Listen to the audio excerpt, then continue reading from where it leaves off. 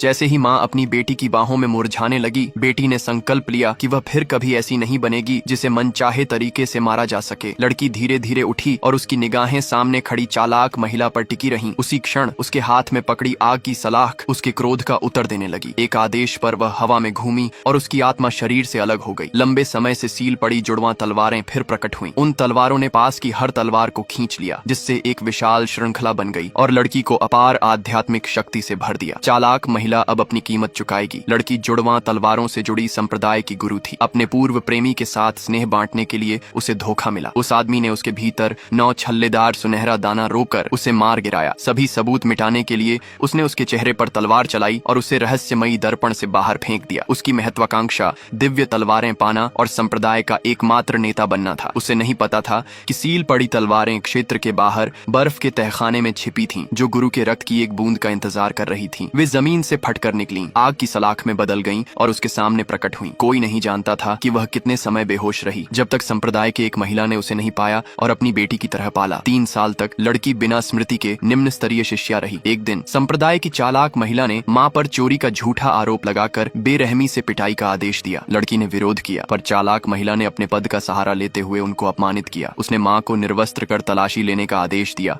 और लड़की को अग्नि आवरण में फंसा दिया। उस समय लड़की के पास न स्मृति थी न शक्ति। यदि उसकी आग की सलाख पर तीनों मोती चमकते तो जुड़वां तलवारें उसे देवत्व तक पहुंचा सकती थीं, पर जागने से पहले ही चोरी का सामान मिल गया। चालाक महिला ने उन्हें बख्श दिया, लेकिन अब लड़की ने माँ की पिटाई के लिए माफी की मांग की। चालाक महिला ने इनकार कर दिया और उसे दंडित करने की कोशिश की, लेकिन आग की सलाख आध्यात्मिक शक्ति से फट पड़ी और ढाल टूट गई। उसकी शक्ति को टोना टोटका कहकर संप्रदाय के गुरु ने गिरफ्तारी का आदेश दिया। उसे राक्षस वध कोड़े से मारा गया, जिसका हर वार आग की तरह जलता था। माँ उसे बचाने के लिए वही यातना सहती रही जब तक घातक चोटों से गिर नहीं गई। तभी 3 चमकते संकेत प्रकट हुए। वे लड़की के नियत रूपांतरण का संकेत थे और जुड़वां तलवार संप्रदाय के शिष्य उन्हें बचा ले गए। आधे महीने बाद भी माँ बेहोश रही। केवल दुर्लभ अग्नि आत्मा मशरूम ही उसे बचा सकता था, जो 3000 मील दूर था। लड़की ने कसम खाई कि वह इसे लाएगी, चाहे उसे फिर से चालाक महिला का सामना क्यों न करना पड़े। चालाक महिला की शादी के दिन उसने दवा की मांग की, पर चालाक महिला ने अपमान के बिना देने से इनकार किया। उसने मांग की कि लड़की अमर गली की 100 सीढ़ियों में से प्रत्येक पर घुटनों के बल बैठकर और सिर झुकाकर विनती दोहराए। यदि वह इनकार करे तो उसे लात मारकर नीचे गिरा दे और फिर से शुरू कराए। जब लड़की आखिरकार शीर्ष पर पहुंची तो चालाक महिला ने खुलासा किया कि उसका दवा देने का इरादा कभी नहीं था और उसकी मूर्खता पर हंसने लगी। इसी बीच माँ जागी और गुमशुदा बेटी की तलाश करने लगी। लड़की ने कसम खाई कि मशरूम पाए बिना नहीं रुकेगी, जिससे चालाक महिला के साथ भयंकर लड़ाई छिड़ गई। गुस्से में चालाक महिला ने बेटी और माँ